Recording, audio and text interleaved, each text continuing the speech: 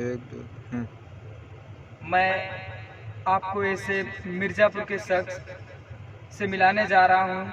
Sir, आप अपना पूरा परिचय दीजिए। सबसे पहले आप सभी को सादर प्रणाम। मैं दिलीप सिंह पटेल, पूर्व जिला अध्यक्ष अपना दल छात्र मंच मिर्जापुर। सर, आप इतने कम समय में यहाँ तक पहुँच गए हैं, क्या रही इसकी खासियत? कितनी परेशानियाँ आपको झेलनी पड़ी यहाँ तक आने में? कितना मुकाम अभी तक आप और कहाँ तक आप जाने के लिए सोचे हैं? कितना आपका लक्ष्य है सर? थोड़ा जी जी जी सर, मैं पहला नंबर आपको बताना चाहूँगा, जिस रास्ते को मैंने चुना हूँ वह रास्ता कठिन जरूर था, लेकिन संघर्ष के साथ साथ उस रास्ते पे मुकाम मिलता चला गया। मैं हिंदुस्तान के 65% युवाओं की भागीदारी, हिस्सेदारी सुनिश्चित करने के लिए संकल्प लिया हूँ। उस संकल्प के हिसाब से मैं लक्ष्य निर्धारित कर चुका हूँ और कहीं न कहीं जब तक युवाओं और किसानों की 65% भागीदारी निम्न सदन से लगा के उच्च सदन तक नहीं मिलेगी, तब तक संघर्ष हमारा जारी रहेगा। जी सर, बिल्कुल सही, आपका टारगेट एकदम सही है। आप बिल्कुल सही लक्ष्य लेके आगे चल रहे हैं, आपको जरूर एक न एक दिन सफलता मिलेगी। सर, आप एक और क्वेश्चन, जिस तरीके से आप लगातार युवाओं के साथ हैं, उनको एक साथ जोड़ने का काम कर रहे हैं, आगे आप युवाओं के लिए क्या सोच रहे हैं? आगे आप युवाओं को क्या संदेश देंगे? किस तरह से उनको कौन से रास्ते चुनने के लिए? सर, थोड़ा इसमें बताइए। आपने बहुत अच्छा क्वेश्चन किया। मैं आपका ध्यान आकर्षित कराना चाहता हूं।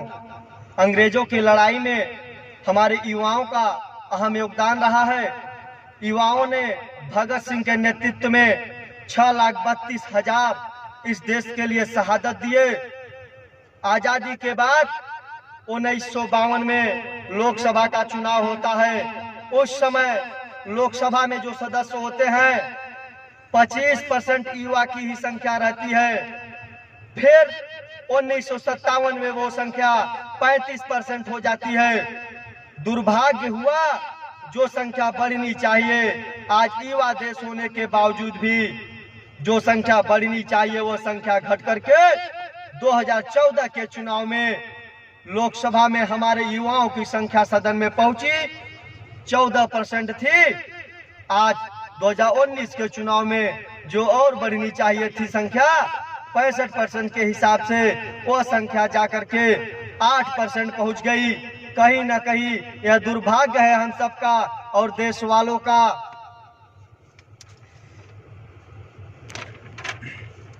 इस देश को विश्व गुरु तभी बनाया जा सकता है जब तक देश के सर्वाधिक आबादी वाले लोगों को जब तक देश के विकास से नहीं जोड़ेंगे, यानी कि सर्वाधिक आबादी युवा है। हमारा भारत एक युवा देश है, भारत एक कृषि प्रधान देश है। जब तक इन दोनों लोगों को विकास से नहीं जोड़ेंगे तब तक मेरे देश का विकास संभव हो ही नहीं सकता। न भारत एक विश्व गुरु भी नहीं बन सकता। आप उठाकर देखिए, कोई भी कनाडा उठाकर देख लीजिए, जापान देख लीजिए, ये सब विकसित देश है। ये विकसित देश इसलिए है, यहाँ युवा प्रतिनिधित्व है, यहाँ युवा नेतृत्व कर रहे हैं। मैं चाहूंगा जो भी हो हिंदुस्तान में भी युवाओं का प्रतिनिधित्व बढ़ाया जाए, जो 65% के हिसाब से हिस्सेदारी, भागीदारी सुनिश्चित हो। इससे कहीं न कहीं हमारा देश विश्व गुरु बन सके, जो सब भारतवासी परिकल्पना कर रहे हैं। जी सर, बिल्कुल सही, बहुत बहुत धन्यवाद आपको। आपके इस विचार से मैं तो बिल्कुल बहुत खुश हूँ। सर, आपसे एक लास्ट सवाल, लास्ट क्वेश्चन मैं करना चाहता हूँ कि आप युवाओं को क्या संदेश देंगे? आप युवाओं को कहाँ तक, किस तरह से, कि कौन से रास्ते पे चलने के लिए उनको मार्गदर्शन किस तरह से करना चाहते हैं? सर, थोड़ा लास्ट शब्द और लास्ट क्वेश्चन सर यही। जी जी बिल्कुल, आपका बहुत सही सवाल। मैं युवाओं से निवेदन नहीं करना चाहूंगा, आप अपनी शक्ति अपने आप में समझिए। आपकी शक्ति वो है। मैं आपका ध्यान आकर्षित कराना चाहूंगा, किसी विधायक और सांसद बनने के लिए सिर्फ 35 से 40% वोट की जरूरत होती है। उसे सदन में जाने के लिए आज आपकी शक्ति इतनी है।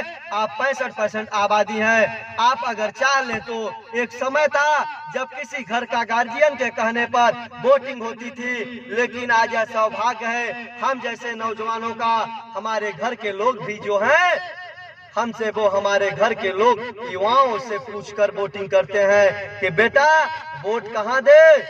तो युवा हमारे घर का नेतृत्व कर रहा है।